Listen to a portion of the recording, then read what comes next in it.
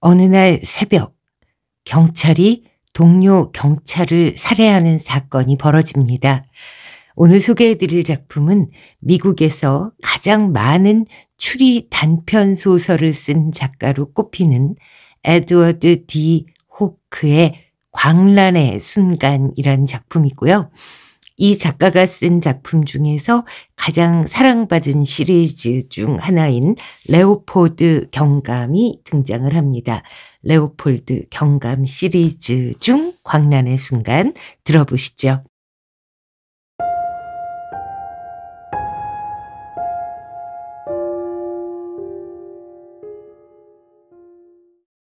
에드워드 D. 호크 추리소설 광란의 순간.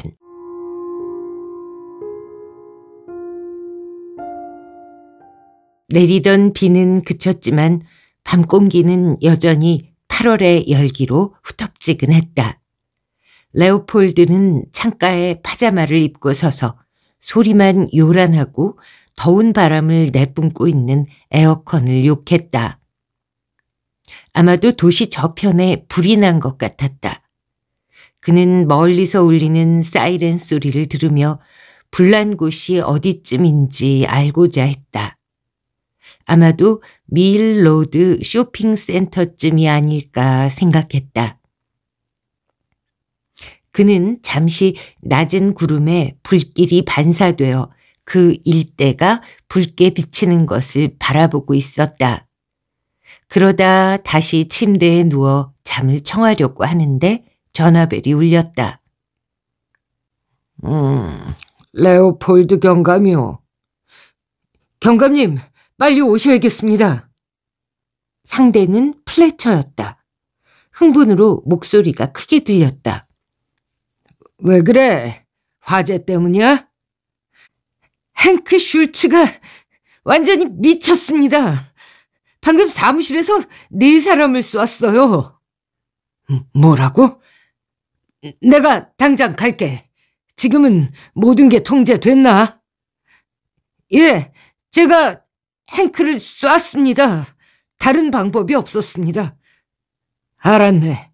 10분 안에 도착할게. 레오폴드 경감이 옷을 차려입고 주차해둔 차에 올라타는 데까지는 5분도 채 걸리지 않았다. 그가 사는 고층 아파트에서 다운타운에 있는 경찰서까지는 보통 15분쯤 걸렸지만 새벽 3시에는 차량들이 거의 없어서 속도를 낼 수 있었다. 그는 경찰 경고등을 자동차 지붕 위에 붙이고 비상등을 켰다. 그리고 시내까지 90km의 속도로 계속해서 달렸다. 낡은 경찰서 건물 앞에는 앰뷸런스들과 자동차들이 쫙 깔려 있었다. 그는 2명의 신문 기자들을 발견했다. 그중 한 기자가 소리쳤다. 무슨 일입니까, 경감님?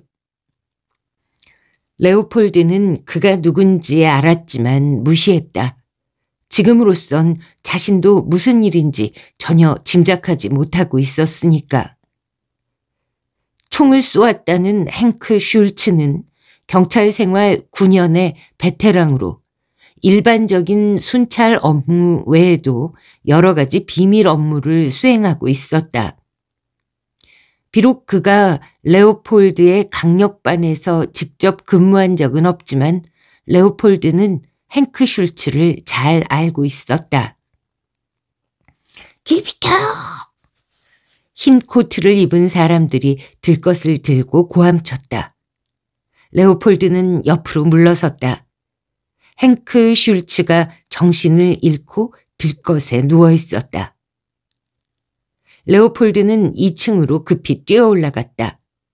플래처 경위는 사무실 가운데에 서서 피해 상황을 검토하고 있었다. 의자 1개가 엎어져 있었고 바닥과 한쪽 벽에 피가 묻어 있었다. 경찰 사진사가 와서 경찰복을 입은 시체 사진을 찍고 있었지만 그가 누군지는 알아볼 수 없었다. 몇 명이나 죽었어? 레오폴드가 사나운 목소리로 물었다. 플래처는 레오폴드가 너무 빨리 와서 놀랐다는 표정으로 바라보았다. 예, 저기 있는 샘 벤틀리 한 사람입니다. 벤틀리가 제일 먼저 총에 맞은 것 같습니다. 레오폴드는 벤틀리 경사를 20년 전부터 알고 있었다. 그때는 그가 뉴욕에서부터 고향인 이곳으로 와서 경찰에 막 몸담기 시작한 시기였다. 그 당시 벤틀리는 이미 경찰이었다. 벤틀리는 정년을 앞으로 1년 남기고 있었으니까. 또 누가 맞았는데? 스위니 형사와 그로스 형사, 그리고 그 둘이 데리고 온 신원불명의 백인 남자 용의자가 하나 있었는데 그 사람이 맞았습니다. 스위니 형사하고 그로스 형사는 상처가 그렇게 심하지 않은데 그 백인 용의자는 총을 2방이나 맞았습니다. 제가 맞기 전에 행크가 총알 전부를 쏟아 부었더라고요. 행크는 살았나? 목숨은 겨우 붙어 있습니다. 4사람 다 병원으로 후송했습니다. 레오폴드는 샘 벤틀리의 시체 옆으로 다가가 물끄러미 바라보았다. 기분이 엉망이었다. 플래처, 어떻게 된 일인지 처음부터 얘기를 해봐. 경찰청장이 곧 들이닥칠 것이고 그때 레오폴드는 대답할 말을 갖고 있어야만 했다. 어떻게 된 일인지 저도 별로 아는 게 없습니다, 병감님. 저는 제 사무실에 있었거든요. 사위가 다 조용했고 벤틀리는 책상에서 체포 보고서를 타자치고 있었습니다. 그리고 2시 30분이 조금 지났을 때 스위니와 그로스가 용의자를 데리고 들어왔습니다. 그 다음에 행크 슐츠도 따라 들어왔고요. 그때 행크는 경찰복을 입고 있었나? 아닙니다. 사복을 입고 있었습니다. 아마도 행크는 근무 중이 아니었을 겁니다. 어쨌든 그들이 뭐라고 얘기하는 소리가 들리긴 했는데 저는 별로 신경을 쓰지 않았죠. 아마도 벤틀리는 쇼핑센터에 있는 크라운 슈퍼마켓 화재 얘기를 했고요. 제가 우연히 유리 칸막이를 내다봤을 때 행크가 재킷 밑에서 총을 꺼내 쏘고 있었습니다. 저는 제 눈을 의심했죠. 그런데 벤틀리가 바로 벽에 기대면서 쓰러지더라고요. 행크는 그런데도 계속해서 다른 사람들한테 총질을 했고 모든 사람들이 비명을 질러댔습니다. 저도 총을 빼들고 사무실에서 뛰쳐나갔죠. 스위니하고 그로스 형사는 용의자하고 같이 이미 바닥에 쓰러져 있었습니다. 저는 행크가 도대체 몇 방을 쐈는지는 모르고 있었어요. 어쨌든 행크는 몸을 돌려서 저를 겨냥을 했죠. 그러니까 전 쏠 수밖에 없었습니다, 경감님. 근데 행크의 총알은 이미 바닥이 난 상태였더라고요. 그렇지만 전 그걸 전혀 몰랐습니다. 플래처의 목소리가 떨려 나왔다. 레오폴드는 그의 어깨에 손을 얹었다. 자네는 달리 하는 수가 없었을 거야. 나라도 그랬을 거라고. 어젯밤에도 행크하고 같이 커피를 마셨는데. 다른 사람들이 도착하기 시작했다. 경찰청장과 지방검사실 사람이었다. 레오폴드는 그들에게 대답해 줄 만한 정보를 갖고 있지 못했다. 그는 간단히 인사를 한 뒤 병원에 가보겠다고 했다. 이 신문에 나면 소름 끼치게 보일 거야. 경찰청장이 말했다. 실제로 소름 끼치는 일입니다. 어떻게 멀쩡한 사람이 갑자기 그렇게 미칠 수가 있나? 마약을 했나? 제가 어떻게 된 일인지 알아내겠습니다. 레오폴드가 그렇게 약속했다. 경찰청장은 풀이 죽은 모습으로 바닥과 벽면의 피를 바라보았다. 그에게는 그것이 샘 벤틀리의 시체보다도 더 걱정스러운 모양이었다. 레오폴드는 자기 자동차로 갔다. 병원은 가까웠고 레오폴드가 도착했을 때 부상당한 4사람은 모두 여전히 응급실에 있었다.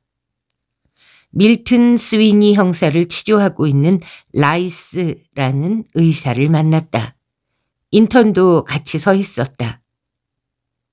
스위니가 4사람 중 가장 경상인 것 같았다. 그와 얘기할 수 있습니까? 의사는 응급처치 기록부를 들여다본 뒤 대답했다. 잠시만요. 함께 온 분 중에서 슐츠 씨 상태가 아주 좋지 않습니다.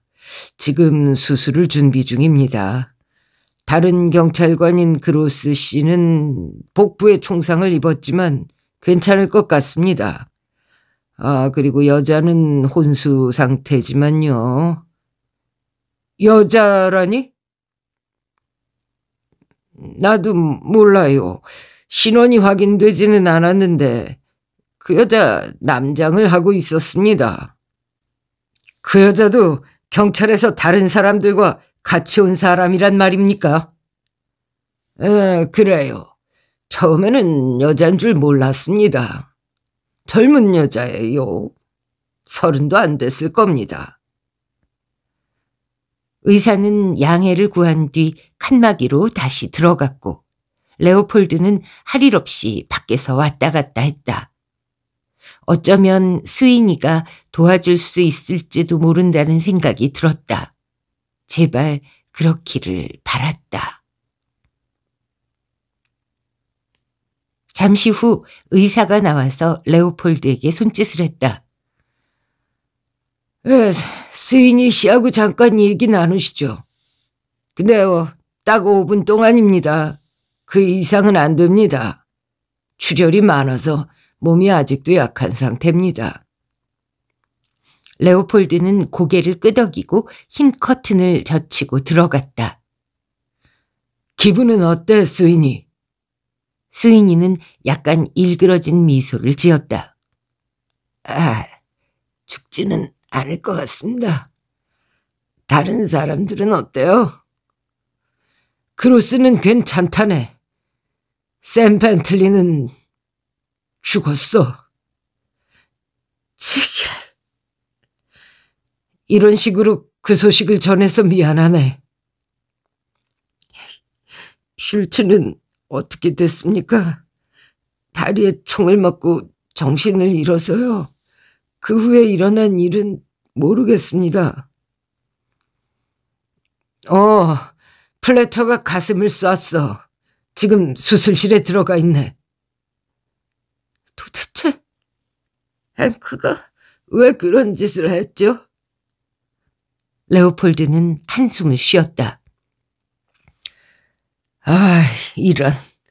난 자네가 얘기해 주길 바랐는데.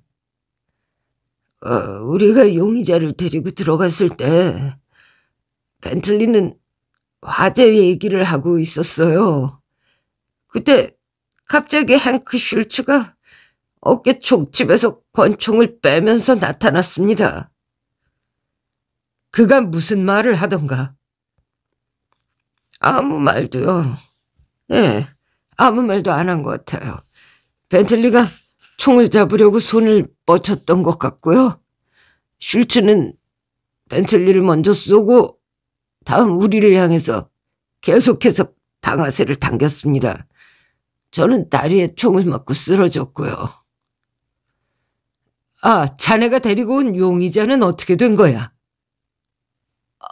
그 남자도 맞았나요? 그래. 하지만 의사 말은 그 친구 남자가 아니라 남장을 한 여자래. 뭐예요? 스위니는 일어나려 하다가 고통으로 다시 누웠다. 여자라고요? 레오폴드는 고개를 끄덕였다. 그렇다네. 그 여자는 왜 데리고 왔는가? 그로스하고 저는요, 필드 애비뉴에 있는 술집들의 폐점 상태를 점검하고 있었어요. 그래서 올드 에센스 바 앞에 정차를 하고 있었는데 그 남자, 우리는 남자인 줄 알았으니까요. 아무튼 그놈이 나타나서 술집에 빈 병을 던져서 앞유리창을 깨는 거예요. 그래서 뛰어나가서 체포를 했죠. 우린 처음에 술 취한 녀석인 줄 알고 경찰서에 가서 범죄자 기록부에 일단 올렸습니다. 행크가 그 용의자를 아는 것 같던가? 모르겠습니다. 제가 말한 대로 제가 행크를 봤을 때 그는 이미 총을 뽑고 있었습니다. 그때 의사가 커튼을 젖히며 말했다. 이제 환자가 좀 쉬게 하십시오. 내일 아침에 다시 보실 수 있습니다. 레오폴드는 스위니의 어깨를 잡았다. 몸 조심해. 또 올게. 알았습니다, 경감님. 행크가 도대체 왜 그런 짓을 했는지 꼭 밝혀주십시오. 그래, 지금 노력하고 있네. 레오폴드는 밖으로 나와서 의사에게 물었다. 그 여자는 좀 어떻습니까? 좋지 않아요. 하지만 살아날 것 같긴 합니다. 그녀의 신원은 밝혀졌습니까? 아니요. 그녀의 옷 좀 볼 수 있을까요? 의사는 그를 작은 사무실로 데리고 가서 번호와 신원 불명이라는 꼬리표가 달린 옷 주머니를 열었다. 주위에 피가 묻은 구멍이 셔츠와 재킷 앞면에 나 있었다. 총을 맞은 흔적 외에는 옷이 깨끗했고 별 특징도 없었다. 시내 할인 판매점에 라벨이 붙어있는 것을 레오폴드가 발견했다. 이 옷들이 그녀 몸에 맞는 것 같던가요? 예, 그런 것 같았어요. 하지만 저는 그런 것까지 주의해서 보지는 못했습니다. 그녀가 이 옷을 자기가 입으려고 샀는지 남을 위해서 구한 건지 알려고 그럽니다. 레오폴드는 중얼거리면서 주머니를 뒤졌다. 손수건과 동전 몇 개, 그리고 구겨진 $5짜리 극빈자 10권이 들어있었다. 마약 증세를 보이진 않았습니까? 그런 증세는 보이지 않았습니다. 젊은 인턴이 고개를 들이밀었다. 닥터 라이스? 수술실에서 모두들 기다리고 있습니다. 내가 슐츠 씨의 수술을 돕게 돼 있습니다. 이젠 손을 소독하러 가봐야겠네요. 네, 행운을 빕니다. 레오폴드는 진심으로 말했다.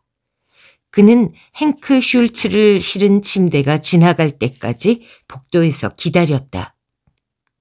그 젊은 형사는 눈을 감고 숨을 몰아쉬고 있었다. 정맥에 꽂은 병을 인턴이 들고 그 옆에서 쫓아가는 모습이 보였다. 레오폴드는 생각했다. 행크, 도대체 왜 그따위 짓을 한 거야? 하고. 다음 날 아침, 플래처 경위에게 보도진들을 할 수 있는 데까지 잘 처리하라고 떠맡기고 레오폴드는 행크 슐츠의 최근 행동을 조사하기 시작했다. 행크는 원래 마약 비밀 수사를 하고 있었지만 그의 상관은 그가 최근에 다른 일에 착수한 것 같다고 말했다. 슐츠의 상관인 맥스웰 경위가 그동안의 상황을 설명한 뒤 몇 마디 덧붙였다. 다른 일에 손댄 것 같습니다. 마약 사건 하나를 해결했는데 그 과정에서 마약 대금을 그 수십만 달러어치의 도난당한 극빈자 식권으로 지불했다는 정보를 잡았었거든요. 극빈자 식권. 레오폴드는 신원불명의 여자 주머니에 있던 구겨진 극빈자 식권이 생각났다. 그게 언제 일이지? 한 2달 됐습니다. 행크가요, 저한테 도난당한 식권에 대한 정보를 얻었다면서 그걸 수사하게 마약 수사에서 손을 좀 떼게 해달라고 했거든요. 저는 해당 연방기관에 연락을 했고 그렇게 해도 좋다는 지시를 받았습니다. 사실 오늘은 행크가 관련된 법무성 사람을 만나서 그 문제를 의논하기로 되어 있던 날이에요. 그렇다면 행크한테 정신적인 문제가 있었던 건 아니라는 결론을 내려야겠군. 네, 그런 점은 눈에 띄지 않았습니다. 행크는 자기 임무만 수행하고 있었어요. 오늘 아침에 이 사건 얘기를 듣고 저도 깜짝 놀랐습니다. 그래도 그가 4사람이나 쏴댄 데는 무슨 이유가 있을 거요. 도대체 그 이유가 뭘까? 전혀 모르겠습니다. 우리 같은 일 하다 보면은 몇 주, 혹은 몇 달 동안 스트레스가 쌓이고 쌓여서 어느 날 갑자기 미친 사람처럼 폭발할 수도 있겠죠. 그건 나도 알아요. 하지만 경찰청장한테 그걸로는 충분한 대답이 될 수 없겠잖소. 행크가 살아서 우리한테 알려줄 가능성은 없습니까? 내가 새벽 4시에 병원을 떠날 때 행크는 수술을 받고 있었어. 지금 병원에 가는 길이니 좋은 결과가 있기만을 바라야지. 아침이라 병원은 팔을 삐었거나 발을 다친 환자들만 있을 뿐 조용했다. 닥터 라이스가 2층에 있다는 말을 듣고 그를 찾아갔다. 그는 빈 커피잔을 힘없이 바라보고 있었다. 밤을 샌 모양이군요. 라이스는 고개를 끄덕였다. 슐츠 씨가 30분 전에 죽었어요. 수술은 마쳤는데 회복실에서 죽었습니다. 레오폴드는 고개를 설레설레 흔들었다. 전화 좀 써도 되겠습니까? 경찰청장한테는 제가 벌써 연락을 했습니다. 아니요, 그를 쏜 사람한테 말해주려고 그래요. 경찰서에 전화를 했지만 플래처는 잠을 자러 집에 가고 없었다. 레오폴드는 주저하다가 플래처의 집으로 전화를 했다. 플래처의 부인이 아니라 플래처가 받기만을 바라면서. 다행히도 플래처가 전화를 받았다. 어때 플래처? 피곤합니다. 일주일은 계속 아무 생각 안 하고 잠만 잘 수 있으면 좋겠어요. 행크 슐츠가 30분 전에 죽었어. 자네가 알고 싶어 할까봐 연락하는 거야. 고맙습니다. 솔직히 말하면 총을 쏜 이후에 그가 이미 죽었을 거라고 마음속으로 생각하고 있었습니다. 그래, 잠 좀 자두게. 레오폴드는 전화를 끊고 닥터 라이스에게로 향했다. 다른 사람들은 어떻게 됐소? 그로스는 많이 좋아졌고 여자도 정신이 들었습니다. 그 여자를 만나고 싶습니까? 물론이죠. 만나야 합니다. 닥터 라이스는 레오폴드를 3층의 특실로 안내했다. 레오폴드가 말했다. 여기에 경비를 좀 세워야겠소. 경비는 내가 준비시키겠습니다. 알았습니다. 여자 환자와는 딱 5분만 얘기하십시오. 레오폴드는 병실에 들어가서 침대로 갔다. 여자는 잠을 자지 않고 있었다. 그 여자는 다른 때 같았다면 매우 매력적으로 느껴졌을 파란 눈으로 레오폴드를 바라보고 있었다. 여자의 나이는 30에 가까워 보였다. 갈색 머리는 남자처럼 짧았지만 스위니와 그로스가 이런 미녀를 남자로 생각했다는 게 믿어지지 않았다. 광대뼈가 높았고 연약해 보이는 게 전형적인 여자 얼굴이었다. 안녕하세요. 나는 레오폴드 경감입니다. 어젯밤에 총기 발사 사건을 조사하고 있어요. 전 어젯밤에 어떤 일이 어떻게 벌어진 건지 아는 게 하나도 없어요. 여자가 눈을 감았다. 우선 이름부터 시작합시다. 당신은 누구고 또 왜 남장을 하고 있었소? 내 이름은 캐시 라이트고요. 난 남장을 하고 있었던 게 아니에요. 난 항상 그렇게 입고 다녀요. 그들한텐 날 체포할 권리가 없었다고요. 당신은 올드 에센스 바의 유리창을 병으로 깨지 않았습니까? 불행하게도 그때 경찰이 바로 앞에 있었던 거고. 내가 무슨 짓을 했든 나한테 총을 쏠 권리는 없다고요. 그 말은 맞습니다. 당신을 쏜 사람은 행크 슐츠라는 형사입니다. 그 사람을 아십니까? 아니요. 내가 알아야 하나요? 아니요. 다만 그는 당신과 다른 형사들에게 아무런 말도 없이 막무가내로 총질을 했어요. 난 그 이유를 알고 싶습니다. 그 사람은 어떻게 됐죠? 내 다른 부하가 총으로 쐈어요. 조금 전에 죽었죠. 하지만 당신은 괜찮을 거라고 의사가 말하더군요. 고맙습니다.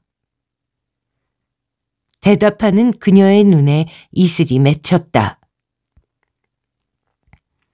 기록을 위해서 당신 주소가 필요합니다.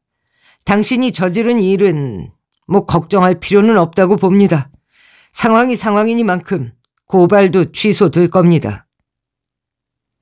그녀는 자기가 체포된 지역에서부터 그다지 멀지 않은 구시가지의 주소를 댔다. 이제는 혼자 있고 싶어요. 네, 그렇게 하세요. 한 가지만 더. 당신 주머니에 $5짜리 극빈자 식권이 들어있던데 어디서 났습니까? 은행에서 샀어요. 예술가들은 생활하기에 풍족한 돈을 벌지 못하니까요. 레오폴드는 고개를 끄덕이고 병실을 떠났다. 여자의 대답이 만족스럽지 못했지만 더 추궁하기에는 여자의 건강이 너무 좋지 않아 보였다. 다음번에 오면 어떤 확실한 대답을 얻을 수도 있으리라고 생각했다.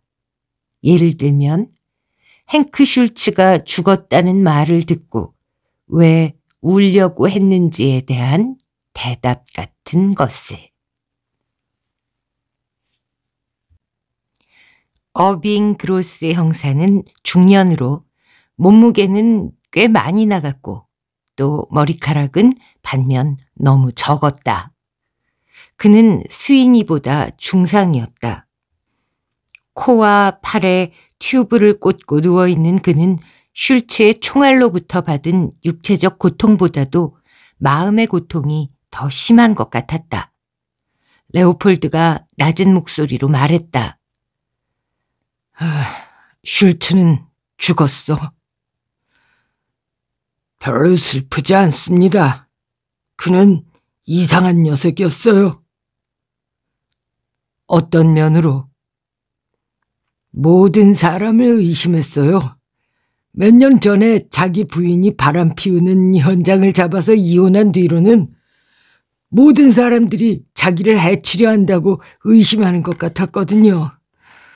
맥스웰 경위가 그동안 어떻게 그 녀석을 데리고 일했는지 모르겠습니다. 처음 듣는 소리군. 난 행크를 생각보다 모르고 있었던 모양이군. 하지만 어젯밤의 총질은 대체 어떻게 된 일이지? 예? 저는 경감님이 그걸 나한테 알려주려고 오신 줄 알았는데요. 자네하고 스윈이가 잡은 용의자는 또 어떻게 된 거야? 그 녀석이 병으로 유리창을 막 깨길래 붙잡았죠. 녀석이 아니라 남장한 여자였어. 그래요? 하기야 그 지역에서는 별의별 일이 다 일어나니까. 행크 슐츠가 총질하기 전에 그 여자를 봤나? 물론 봤습니다. 우리하고 같이 서 있었으니까요. 수갑을 채운 채? 아니요. 경찰서 안에 들어와서는 수갑을 풀었습니다. 슐츠가 그녀에게 얘기를 건네진 않았나? 한마디도 안 했습니다. 그녀를 체포했을 때 그녀의 상태는 어땠나? 약을 먹었다든가 술에 취해 있었다든가 하는 거 말이야. 아니요, 그렇지 않았습니다, 경감님. 우리는 그러니까 그 여자가 마치 체포되기를 원하는 것 같다고 생각을 했어요. 왜 오헨리 소설에 그런 거 있잖아요. 겨울에 따뜻한 감방에 들어가고 싶어가지고 일부러 죄를 짓는다 뭐 그런 얘기요. 무슨 말인지 알겠어. 하지만 지금은 여름이잖아. 그날 밤에 레오폴드는 총격 사건을 대서특필한 신문을 애써 읽지 않으려 했다. 신문에는 슐츠와 벤틀리의 사진이 크게 났고 스위니와 그로스도 작게 실려 있었다. 캐시 라이트의 사진은 실리지 않았지만 신문은 그녀를 신비의 여인이라고 불렀다. 일면은 온통 그 기사로 꽉 차서 쇼핑센터 크라운 슈퍼마켓 화재 기사는 안쪽으로 밀려 있었다. 레오폴드는 잠을 자러 들어갔다는 플래처가 출근하면 만나려고 늦게까지 경찰서에 남아 있었다. 그러는 바람에 법무성 사람을 직접 만날 수 있었다. 그의 이름은 아놀드 앨리스였다. 그는 피부색이 연한 흑인으로 가느다란 콧수염을 달고 있었다. 아놀드 앨리스는 미소를 지으며 악수를 청했다. 맥스웰 경위가 당신을 만나라고 하더군요. 어젯밤의 비극에 대한 수사를 책임지고 계시다고 들었습니다. 그렇게 된 것 같습니다. 행크 슐츠를 만나러 오늘 오후 항공기로 워싱턴에 왔습니다. 그때까지만 해도 행크 슐츠가 죽었다는 사실을 몰랐습니다. 네, 맥스웰 경위는 당신이 행크하고 같이 일했다고 하더군요. 워싱턴에서 온 사나이는 고개를 끄덕였다. 극빈자 식권 도난 문제였죠. 그건 지금 커다란 사회 문제로까지 발전해 있습니다. 특히 도시 지역에서는 문제가 심각하죠. 지하 조직은 그걸로 마약이나 무기 같은 걸 사는데 마치 돈하고 똑같이 유통이 됩니다. 실제로 돈 역할을 하는 거죠. 하지만 생각보다 훔치는 게 대단히 쉽습니다. 하지만 그 식권이 끝에 가서는 어떻게 되죠? 그게 도난당한 물품이라는 걸 알면서도 결국에는 누가 돈으로 바꿔야 하지 않겠습니까? 네, 바로 그겁니다. 슐츠는 그 문제를 조사하고 있었습니다. 우린 그 식권이 달러당 25센트나 50센트의 커다란 슈퍼마켓으로 흘러들어갔다고 생각합니다. 슈퍼마켓 측은 큰 위험 부담 없이도 많은 이득을 보게 되는 거죠. 슈퍼마켓이라. 레오폴드가 중얼거렸다. 어젯밤에 있었던 화재 얘기 들었소? 무슨 화재인데요? 크라운 슈퍼마켓에 불이 났습니다. 화재는 총격 사건이 일어나기 바로 직전에 발생했죠. 방화였나요? 모르겠습니다. 하지만 그것도 내가 밝혀낼 생각입니다. 그럼 저도 같이 가게 해주십시오. 높은 사람들한테 여기 온 이유를 대야 하니까요. 레오폴드는 경찰 방화반의 보고서를 받았다. 보고서는 크라운 슈퍼마켓 화재를 방화로 의심하고 있었다. 그와 앨리스는 함께 화재 현장을 보러 갔다. 깜깜한 밤중이라 그들은 아무것도 할 수 있는 건 없었고 별로 볼 수 있는 것도 없었다. 지붕이 폭삭 내려앉았군. 완전히 못쓰게 된 것 같은데. 파괴된 건물 주위를 돌며 레오폴드가 말하자 앨리스가 이렇게 대답했다. 증거를 없애는 데는 좋은 방법입니다.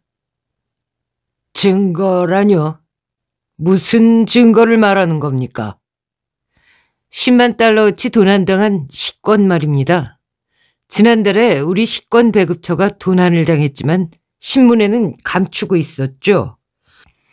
뭐 그렇게 큰 사건도 아니었어요. 배급소는 연방 건물 뒤에 있는 주차장 건물 안에 있는데 사정을 잘 아는 놈이 점심시간에 들어가서 훔친 거예요. 복제된 열쇠로 문을 열고 들어가서 감시 카메라만 피하면 됐으니까요.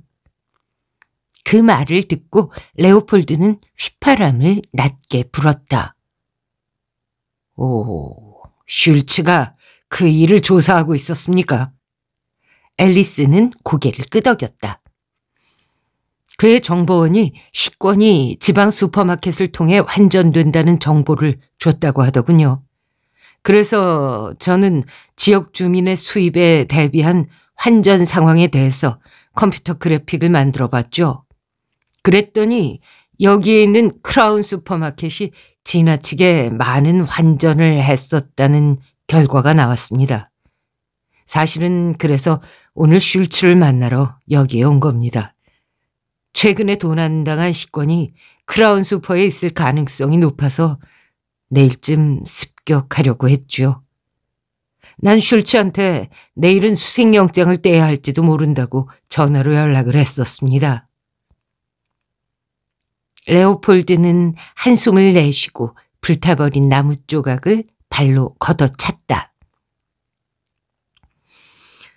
문제는 당신이 아는 행크 슐츠는 좋은 정보를 물어오는 용감한 비밀 경찰이었겠지만 내가 아는 행크 슐츠는 경찰서에서 4명이나 총으로 쏴댄 미친놈이라는 점입니다. 하하, 두 사람은 완전히 다른 사람 같군요. 그런데 슈퍼마켓 지배인은 어떻습니까? 방화반 서류에는 그의 이름이 올라와 있을 텐데요. 그 둘은 자동차로 가서 무전으로 알아봤다. 지배인의 이름이 있었다. 이름은 타이터스 컨으로 부유층들이 모여 사는 동네에 살고 있었다. 레오폴드가 말했다. 장사가 잘 되는 모양이군. 가서 같이 만나봅시다. 아놀드 앨리스는 주저했다. 아, 나는 싫어요. 이쯤에서 전 손을 빼는 게 좋을 것 같습니다.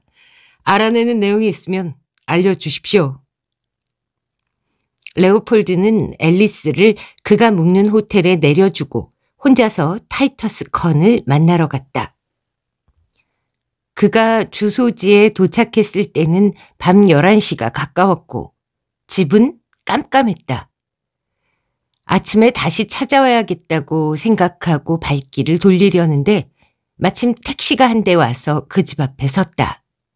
한 남자가 내려서 택시값을 지불했다. 레오폴드도 다시 자동차에서 내렸다. 그는 집으로 들어가려는 그 사람을 불렀다. 죄송합니다. 컨 씨인가요? 그 사람은 주저했다. 아마도 강도를 겁내는 모양이었다. 그런데요. 저는 경찰의 레오폴드 경감입니다. 어젯밤 화재에 대해 몇 가지 묻고 싶습니다. 그가 가까이 왔다. 타이터스 컨은 50대쯤으로 보였다. 몸집은 호리호리했고 머리카락은 반백이었다. 광대뼈가 튀어나온 게 어디서 본 듯한 얼굴이었다. 이봐요, 경감님. 난 오늘 아주 피곤한 하루를 보냈소. 내 말을 이해하리라 믿소. 내 상점은 불에 탔고 지금은 아픈 딸을 보고 오는 길이오. 당신이 모르는 사실을 내가 따로 아는 것도 없을 것 같고 말이오. 잠깐이면 됩니다. 타이터스는 한숨을 내쉬었다. 아, 하는 수 없군. 그럼 잠깐 들어오시오. 레오폴드는 그를 따라 커다란 콜로니얼풍의 저택으로 들어갔다. 그는 컨이 거실에 불을 켜는 동안 기다렸다. 요즘 천은 집에 없습니다. 잠시 동안 호라비인 셈이죠. 자, 앉으시죠. 레오폴드는 가족 사진이 여러 개 얹혀져 있는 피아노 앞에 앉았다. 어젯밤 화재에는 의심스러운 점이 있습니다. 경찰 방화반에서는 시한장치에 의한 발화라는 증거를 찾아냈고요. 나는 그런 문제는 몰라요. 나는 상점 지배인이지 주인이 아니오. 보험료는 주인이 타겠지만. 화재는요, 나한테 슬픔만 가져다 주었소. 보험금을 타내려고 한 게 아니라 중죄의 증거를 없애려 방어했다는 혐의가 있습니다. 뭐요? 무슨 말을 하고 있는 거요?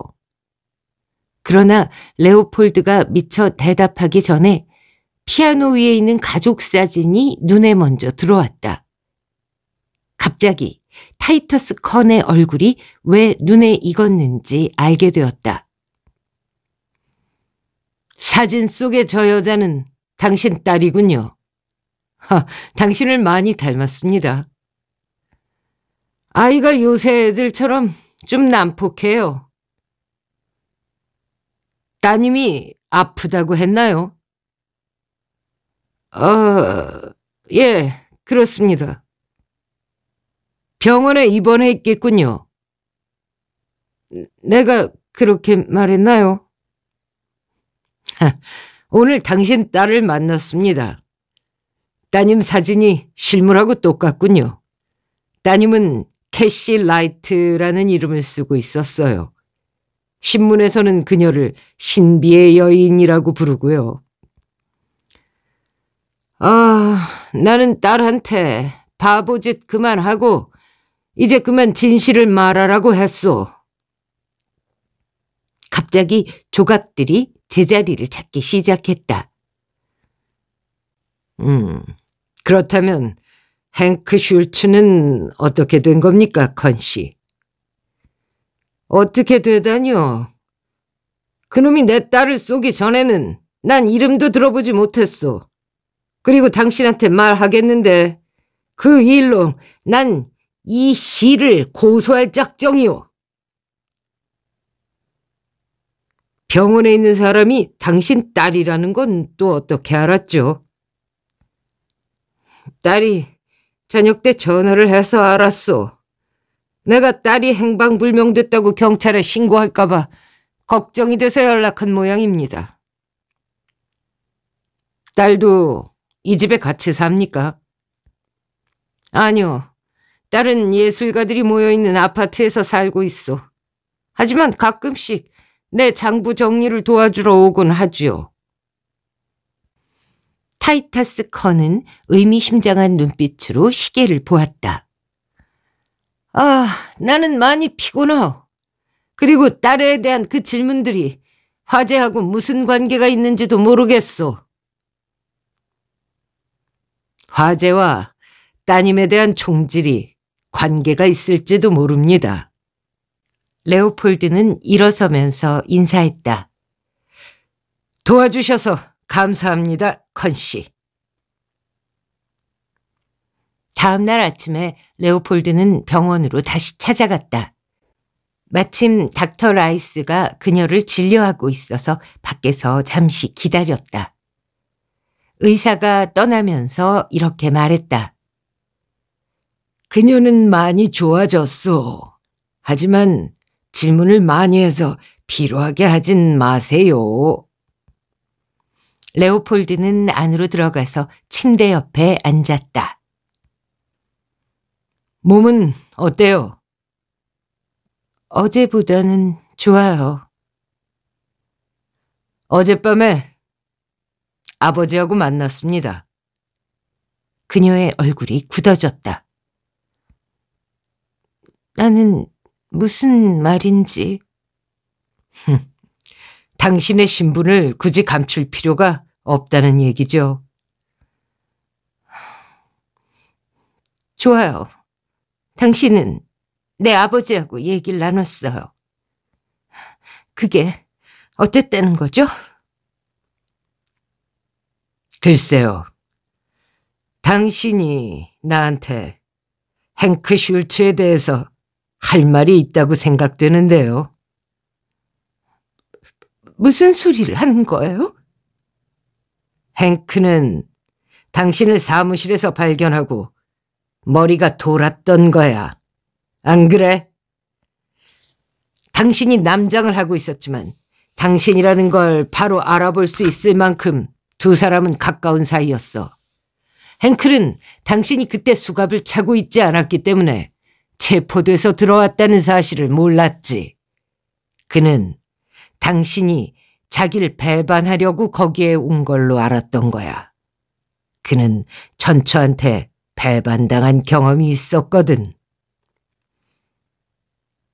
그녀는 갑자기 울기 시작했다. 지금까지 참아왔던 눈물이 줄줄 흘러나오는 모양이었다. 레오폴드는 몸을 돌려 창밖을 내다보았다. 그날 밤 창가에 서서 불이 난 장면을 바라보던 생각이 났다. 그 생각을 하자 자기가 일을 하러 이곳에 왔다는 사실이 새삼 떠올랐다. 레오폴드는 울고 있는 여자에게로 몸을 다시 돌렸다. 자, 행크는 극빈자 식권 도난 사건을 조사하다가 당신을 만났어. 당신 둘은 지난 2개월 동안 잠자리를 같이 했고. 그냥 잠자리를 같이 한 게 아니에요. 우린 서로 사랑했어요. 행크가 연방 빌딩 주차장에서 식권을 훔쳤어. 내 말이 맞지? 그리고 당신은 그를 도왔고, 당신 아버지의 슈퍼마켓을 통해 식권을 돈으로 바꾸려면 당신의 도움이 필요했을 테니까. 그런데 법무성의 앨리스라는 사람이 컴퓨터를 통해서 타 지역에 비해 당신 아버지의 슈퍼마켓에서 유독 식권이 많이 환전된다는 사실을 알아내곤 크라운 슈퍼마켓을 바로 환전 장소로 점 찍었던 거야. 앨리스는 오늘 수색영장을 발급받아서 그 슈퍼마켓을 습격하려고 했어. 훔친 식권은 슈퍼마켓 안에 있었는데 당신은 시간 내에 그걸 빼낼 수 없었기 때문에 불을 지른 거야. 글쎄, 만일 당신 아버지도 관련이 돼 있다면 빼낼 수 있었을 텐데 어쩐 일인지 당신은 시간 내에 빼낼 수가 없었어. 아버지까지 연루되지는 않았다고 봐야 할까? 난 그건 안전하게 돈으로 바꿀 때까지 슈퍼마켓 창고 안에 보관하고 있었어요. 그녀는 티슈로 눈물을 닦으며 힘없이 말했다. 그걸 다른 데 팔려고 주머니에 한 장 샘플로 넣고 다녔고요. 하지만 사람들은 겁을 내고 좀 채 사려고 들질 않았어요. 특히 도난 후 신문에서 아무런 말이 없자 더욱 겁들을 냈어요. 우린 법무성에서 무슨 생각을 하고 있는지까진 몰랐어요. 그래서 그걸 아버지 창고에 계속해서 보관하고 있었던 거예요. 그런데 행크는 앨리스가 크라운 슈퍼를 점찍고 수색영장을 발부받았다는 걸 알게 됐죠. 난 슈퍼가 열려있을 때만 들어갈 수 있었고 슈퍼는 하필 지금 재고 조사 중이었어요. 그래서 난 다음 금요일 전에는 거길 들어갈 수가 없었죠.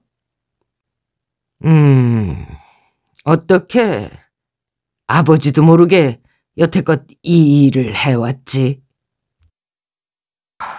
난 아버지를 도와서 슈퍼마켓 장부 정리를 하고 그럴 때 식권도 취급을 했어요.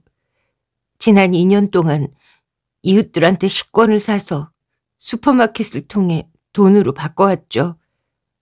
아버지는 날 믿고 간섭하지 않으셨고요. 그리고 당신은 아버지의 믿음을 잃기보다는 상점을 불태우려고 했고. 그녀가 아무 말도 하지 않자 레오폴드는 말을 계속했다. 당신은 시한장치를 한 발화물을 슈퍼 뒤에 설치할 때 남들한테 들킬 것에 대비해서 남장을 했어. 그리고 알리바이를 만들기 위해 형사들이 보는 앞에서 술집 유리창을 깼지. 당신은 방화범으로 의심받으면 불이 났을 때 유치장에 있었다고 할 셈이었던 거야. 그런데 그건 다 소용없는 짓이었어. 왜냐? 불탄 자리에서 발화물에 장치를 했던 시한장치 잔해가 발견됐기 때문이야. 당신은 그걸 몰랐던 거고. 나나 행크나 머리를 제대로 쓰지 못했어요. 행크는 제정신이 아니었을 거야. 그저께 밤에 그는 경찰 사무실에서 당신이 스위니 형사와 그로스 형사하고 같이 있는 걸 봤으니까. 행크 눈에는 당신의 복장 같은 건 들어오지도 않았을 거야. 워싱턴에서 앨리스가 도착하면 무슨 일이 벌어질까 하루 종일 걱정하느라 제정신이 아니었을 테지. 그런데다가 당신이 형사들하고 같이 있는 걸 보자마자 배반당했다고 생각했겠지. 그는 아무런 말도 하지 않고 총부터 꺼냈으니까. 그리고 벤틀리 경사가 총을 빼앗으려 하자 그를 쏘았어. 다음에는 당신을 2방 쏘고 스위니와 크로스까지 쏘았지. 다음엔 플래처 경위가 행크를 쏘았고. 광나는 순간이었어요. 그녀는 다시 눈물을 흘렸다. 당신은 지금까지 나한테 말해준 것을 대배심원 앞에서 진술할 수 있겠소? 내가 고생을 많이 하겠죠?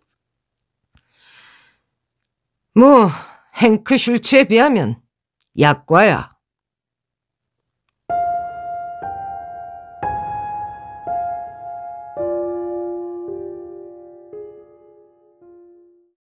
네, 이렇게 끝이 나네요. 행크 슐츠에 비하면 약과야 했죠. 네, 행크는 사망했으니까요. 글쎄, 이 가난한 사람들 중에 그 마약 중독, 뭐 혹은 알코올, 담배 중독자들이 꽤 있잖아요. 우리나라도 어린 학생들한테는 돈으로 주지 않고 식권을 직접 지급하죠. 그 식권이 나쁜데 이렇게 쓰일 수가 있어서 그런 건데요. 어디서나 다 이렇게 문제가 있네요. 물론 이 이야기는 미국의 80년대를 배경으로 한 얘기지만요. 저는 이 작품이 어떤 점에서 매력이 있었냐면 작품 초반에는 도무지가 알 수가 없게 사건이 전개가 되잖아요. 갑자기 멀쩡하게 잘 근무하던 형사가 동료 형사와 그리고 그 시간에 갑자기 끌려 들어온 용의자를 총으로 막 쐈어. 아무도 진실을 몰라. 그리고 다들 병원에 아파서 있어서 대화도 좀 힘들고. 그런 작은 정보들 속에서도 이 레오폴드 경감이 이 찾아가는 그 과정이 굉장히 매력적이었어요. 예를 들면 우리의 이 아가씨 이름이 뭐였죠? 갑자기 생각이 안 나네. 본인 말로는 캐시 라이트라는 아가씨가 특실에 입원해 있다는 얘기가 스치듯 나와요. 아, 그러니까 부잣집 딸내미였던 거죠. 뭐 이런 식으로. 예, 전 굉장히 재미있었는데 여전히 과거 오래된 추리소설을 소개해 드릴 때는 여러분들이 좀 식상해 하지 않으실까 하는 두려움이 있습니다. 다만 당대에는 아주